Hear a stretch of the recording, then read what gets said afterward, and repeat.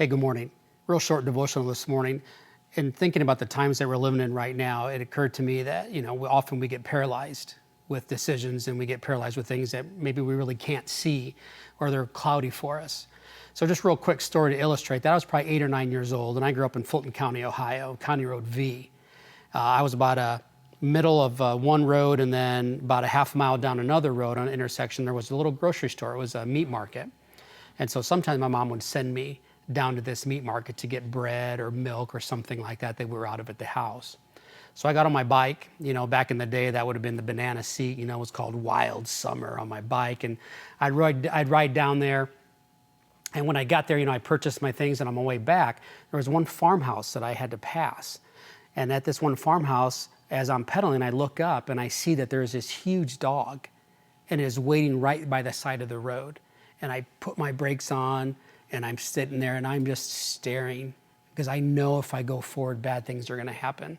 I know that if I ride my bike, that dog is going to get me. And then what am I going to do?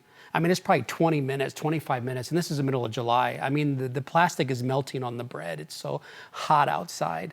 And I finally get up enough courage somewhere and I find it and I ride my bike as fast as I can. And I'm going to go right past that dog. And when I get to that dog, it turns out that it's a log. It had been a tree that had been cut off and it was just a stump that was there. I had all this fear and all this worry and I was paralyzed over nothing.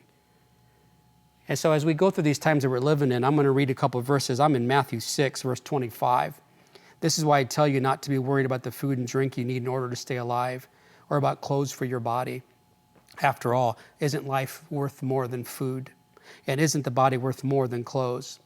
Look at the birds. They do not sow seeds, gather a harvest, and put it in barns, yet your Father in heaven takes care of them. Aren't you worth much more than birds? And the last verse, verse 27, can any of you live a bit longer by worrying about it?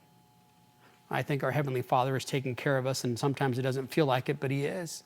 Just take that to heart as you live in these times that we're living in right now, and have a good day.